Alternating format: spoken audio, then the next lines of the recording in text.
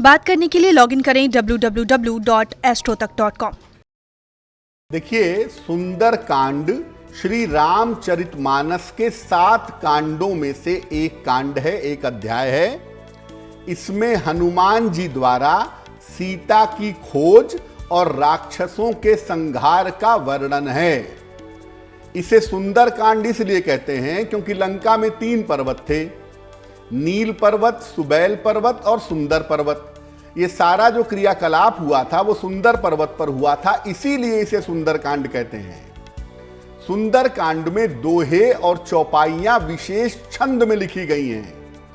कनक coat विचित्र कृत मन सुंदराय तना घना, चौहट्ट हट्ट सुबट्ट बीथी चाहुपुर बहुविधि बना। एक विशेष छंद में इसको पढ़ा जाता है।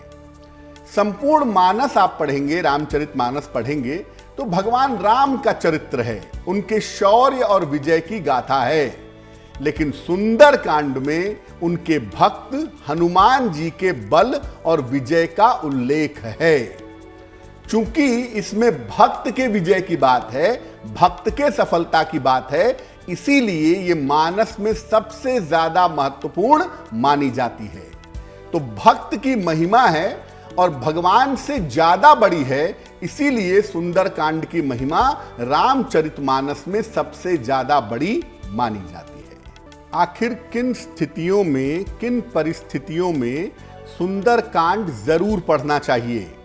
देखिए, अगर आपके जीवन में बाधाएं बढ़ती जा रही हों और आपको आगे बढ़ने का रास्ता न मिल रहा हो तो सुंदरकांड जरूर पढ़िए। अगर ग्रहों की वजह से, खासतौर से शनि और मंगल की वजह से, अगर आपका संघर्ष खत्म ही ना हो रहा हो, लगातार संघर्ष करते चले जा रहे हों, तो भी सुंदरकांड पढ़ना शुरू कर दीजिए। अगर आपके शत्रु और विरोधी बहुत ज्यादा हैं, आपके लिए समस्याएं पैदा कर रहे हैं, तो भी सुंदरकांड का पाठ करना चाहिए।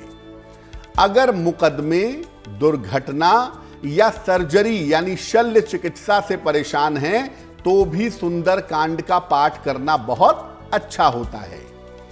एक बात समझिए कि कुंडली में शनि और मंगल, या शनि हो या मंगल हो, इन दोनों में से कोई भी अशुभ परिणाम अगर दे रहा हो तो ऐसी स्थिति में सुंदरकांड का पाठ करना बहुत ज्यादा फायदेमंद रहता है।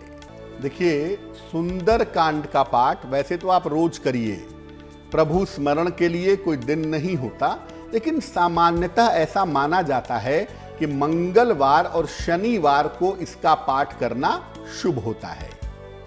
बेहतर होगा कि सुंदरकांड का पाठ मंगलवार या शनिवार को करें, या मंगलवार को भी करें, शनिवार को भी करें, और संध्या काल में शाम के समय करें। हनुमान जी के सामने, उनके चित्र या मूर्ति के सामने घी का दीपक जलाएं, उन्हें लाल फूल और मिठाई का, कुछ नहीं है तो गुड़ का भोग लगाएं। पहले भगवान राम का स्मरण करेंगे। बिना भगवान राम के स्मरण के हनुमान जी की पूजा निष्फल होती है, इसलिए पहले भगवान राम का स्मरण करेंगे, फिर हनुमान जी को प्रणाम करके सुंदर कांड का पाठ आरंभ करेंगे। पाठ के अंत में हनुमान जी की आरती करेंगे और आरती के बाद जो आपकी मनोकामना है उसको पूर्ण करने की प्रार्थना करेंगे। पूजा जब समाप्त हो जाए तब आपने जो भोग हनुमान जी को लगाया था गुड़ का, उसके प्रसाद का वितरण करेंगे, लोगों में बांटेंगे। जिन दिनों में आप सुंदर कांड का पाठ कर रहे हैं, रोज कर रहे हैं, तब तो आपको तपस्या करनी ही पड़ेगी। शनिवार और मंगलवार को कर रहे हैं तो कम से कम शनिवार या मंगलवार को उपवास रखिए या सात्विक भोजन खाइए, प्याज लहसुन आदि का सेवन मत करिए। पूरी तरह से ब्रह्मचर्य का पालन करिए, शारीरिक भी और मानसिक भी। बिना भगवान राम के पूजा किए हुए, बिना भगवान राम का ध्यान किए हुए, भगवान राम का ध्यान मंत्र क्या है? नीलांबुज श्यामल कोमलांगम सीता समारोपित वाम भागम पाणव महासा यक चारुचापम नमामि रामम रघुवंशनाथम। तो भगवान राम की जो स्तुति है या उनका ध्यान है, पहले वो करके तब सुंदरकांड का पाठ करिएगा। जितने भाव से, जितने प्रेम से इसका पाठ करेंगे, ये नहीं कि पन्ना पलटते जा रहे हैं और पढ़ते जा रहे हैं, आराम से, भाव से, समय दे करके पाठ करेंगे तो ये पूजा बहुत ज्यादा फलदायी होगी। और मैंने पहले भी कहा कि सुंदर कांड का पाठ करके आप जीवन की बड़ी से बड़ी विपत्ति को टाल सकते हैं, लेकिन उसके लिए आपको ईमानदारी से इसका पाठ करना पड़ेगा।